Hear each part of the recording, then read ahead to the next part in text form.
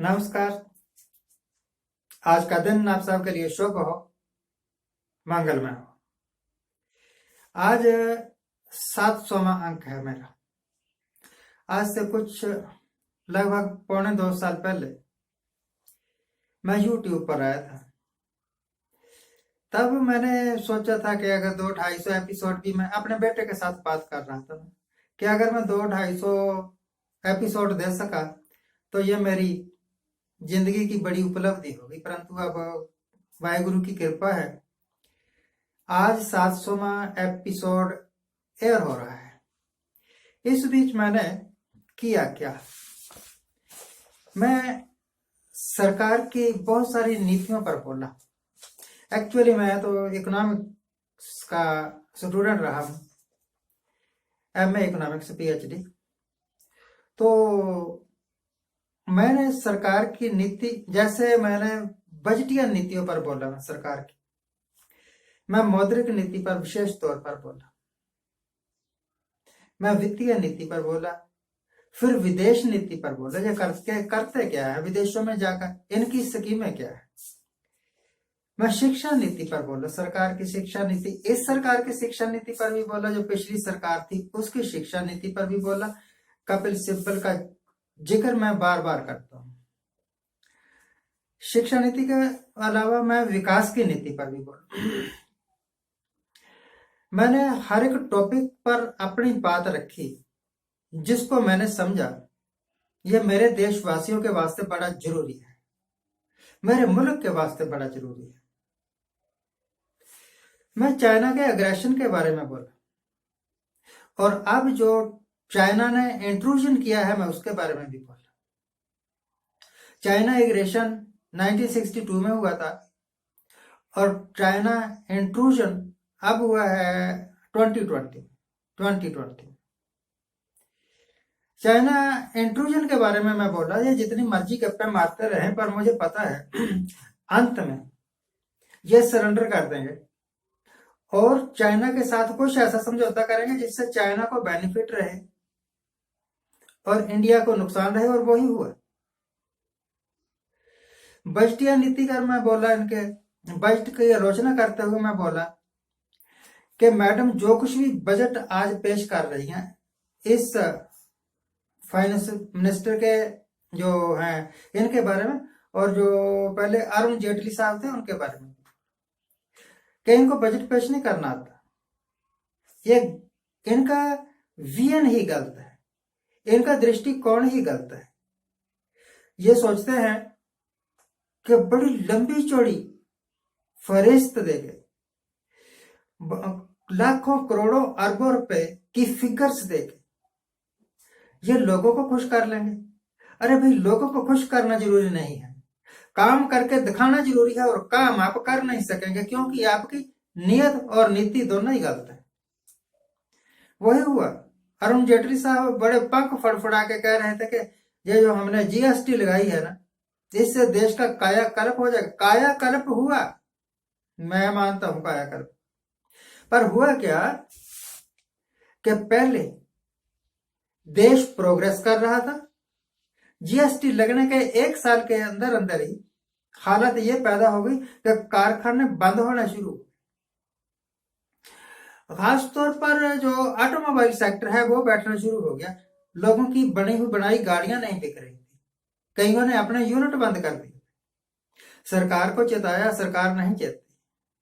अंत में हालत इतनी खराब हो गई कि तक मामूली साइकिल बनाने वाली एटलस कंपनी बैठ गई, और बहुत सारी कंपनियां बैठ गई।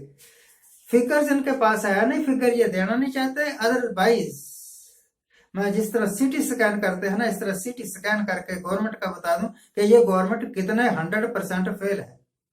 70% फेल नहीं है, उससे बहुत ज्यादा फेल है। ये ऐसी गवर्नमेंट जो वित्तीय नीति बनाती है जिसका टारगेट होता है सिर्फ इंडस्ट्रियलिस्ट को फायदा पहुंचाना। आम नागरिक कहां गया भाई, किसान कहां गया। यह जो सरकार है, और मैं इस सरकार के बारे में जो भी आलोचना करता हूं वो फैक्चुअल है, वो तथ्यों पर आधारित है। जिस वक्त ये जीएसटी लेकर आए तो मैंने कहा था कि ये जीएसटी पट्टा बैठा देगी देश का। जिस वक्त डॉक्टर मनमोहन सिंह ने कहा कि नोटबंदी के बाद जो ग्रोथ रेट है वो 2% कम हो जाएगा, मैंने कहा डॉक्टर साहब आप गलत सोच रहे हैं, यह कम से कम 10% कम होगा। हुआ 10% नहीं, -24% तक गिर गई। खैर, मैं तो आज ये देखना चाहता हूं, आपको दिखाना चाहता हूं कि मैं लोगों को खुश करने के लिए कुछ नहीं कर रहा। कुछ तथ्य हैं जो आपके सामने। जब आप टीवी देखते हैं ना, टीवी में चैनल तो गिने चुने ही है, 10-15 चैनल हो गए। न्यूज नेशन, आज तक, एबीपी न्यूज, जितने भी हैं ये सारे। जिस वक्त ये सारे चैनल मोदी साहब की उपलब्धियों के पुल बांध रहे होते हैं तो मुझे ऐसे लग रहा होता है कि जैसे ये हमें बेवकूफ बना रहे हैं, जनता को बेवकूफ बना रहे हैं। मोदी साहब के राज में ये हो गया, कुछ भी नहीं हुआ भाई। पहले नॉर्मल डेज में सैकड़ों की तादाद में ट्रेन चला करते थे, करोड़ों की तादाद में एक दिन में मुसाफिर अपने डेस्टिनेशन पर पहुंचा करते थे। और इनकी सबसे बड़ी उपलब्धि यह है कि इन्होंने रेलवे का पट्टा उठा दिया। आज तक रिस्टोर नहीं कर सके ट्रेन को दोबारा। इन्होंने हेल्थ सेक्टर का भी पट्टा उठा दिया। मैंने कहा था कि ये हेल्थ सेक्टर को खराब कर देंगे। आप हॉस्पिटल्स में जाके देखो, आपको डॉक्टर ही नहीं मिलते। अगर डॉक्टर मिलते हैं तो दवाई नहीं मिलती। तो प्राइवेट सेक्टर को प्रमोट करने के लिए पब्लिक सेक्टर का बेड़ा उठाना, ये तो इनकी नीति थी, ये मैं जानता था, सारी दुनिया ही जानती थी। जब लोग कहते हैं ना कि इस गवर्नमेंट ने सरकारी उपक्रम बेच दिया, तो वो जानते हैं कि यह सरकार क्या कर रही है। मैं तो यह कहना चाहता हूं कि जब मैं अपने आप की आलोचना करता हूं तो मुझे लगता है कि ये चैनल चला के अपनी बात आपके सामने रख के मैंने कोई गलती नहीं की है, बल्कि कुछ तथ्यों को जो कि आपसे छुपाए जा रहे थे। आज सवेरे ही मेरा एक स्टूडेंट आया मेरे पास, कहने लगा ये किसान आंदोलन का सरकार कुछ नहीं करती। तो मैंने उसका जवाब दिया कि शुरू में किसान आंदोलन था, अब यह लीडरी चमकाने का आंदोलन बन गया है। 2-4 लीडर जो हैं किसानों के, उनका मोटो अब हो गया है, उनका टारगेट हो गया है कि किस तरह से ज्यादा लोगों तक हम पहुंच जाए, मशहूर हो जाए, जगह जगह जाकर रैलियां कर लें। अब इस बात की तरफ ना तो ध्यान ही है कि हमने अपनी मांगे मनवानी है, और ना ही ये मांगे मनवाएंगे। जिस तरह 60-70 के आसपास, 60 से लेकर 70 के आसपास और 70 से लेकर 80 के आसपास, ये 20 साल का जो समय है, अकालियों ने नीति अपनाई थी ना कि पहले प्रॉब्लम पैदा कर लो, और जब सरकार कहे कि आओ हल कर लेते हैं तो फिर हल ना करो, बस उसको उलझा दो। ये वही कर रहे हैं। सरकार चाहती नहीं कि किसानों की समस्या हल हो। अगर ये समस्या हल हो जाए तो सरकार से लोग पूछेंगे, बता भाई रोजगार का क्या हुआ, बता भाई इकोनॉमिक स्लो डाउन का क्या हुआ, बता भाई तुम तो बड़े बड़े वायदे करते थे कि हम देश को प्रगति के पथ पर, बताओ कहाँ है प्रगति आपकी। सारी प्रगति तो बस यही है कि किसी स्टेट के एमएलए खरीद लो, चलती भली कांग्रेस की या किसी दूसरे की सरकार तोड़वा के और अपनी बीजेपी की सरकार बना लो। क्या करोगे बीजेपी की सरकारें बना के?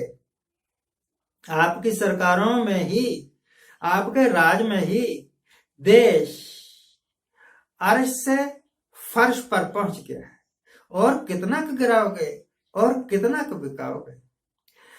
आज मेरा जो 700 एपिसोड है वो किसी नई समस्या को नहीं उठा रहा, पीछे मुड़ के देख रहा कि मैंने कितना सही बोला और कितना गलत बोला, मैंने क्या किया, मैंने क्या दिया। जब हम कहते हैं ना क्या दिया देने की बात वो करता है जिसको पता होता है कि मेरे पास वक्त ज्यादा है नहीं। मेरा भाई है, बहुत नाराज होता है कि जब तू कहता है ना मेरे पास वक्त ज्यादा है नहीं तो मेरे मन को चोट पहुंचती है। अरे भैया इस बात को स्वीकार कर लो ना कि एक दिन तो सामने जाना ही है। मोदी ने नहीं जाना, गलतफहमी मत रहना।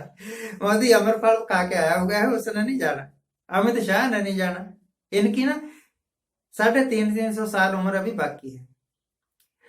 अगर इन्होंने ये सोचा हो कि सारी दुनिया जा रही है, कल को हमारा भी नंबर आ जाएगा और उस वक्त कोई जेड सिक्योरिटी हमें नहीं बचा सकेगी, जिस वक्त उसका मालिक का बुलावा आता है कोई, तो इस करके कोई अच्छा काम कर लो।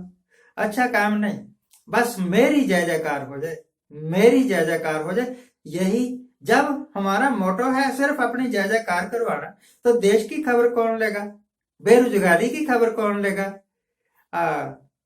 पैदल चलते हुए लोगों की खबर कौन लेगा, बंद होते हुए हॉस्पिटल्स की खबर कौन लेगा, बिकते हुए सरकारी उपक्रमों को बचाने की खबर कौन लेगा। तो दोस्तों, आपका सहयोग रहा तो आगे भी कुछ एपिसोड हम दे सकेंगे। आपसे उम्मीद है कि आप हमारे चैनल को सब्सक्राइब करें, शेयर करें, लाइक करें। Thank you very much for watching, keep giving me support. हमारे चैनल को सब्सक्राइब करिए, शेयर करिए, लाइक करिए।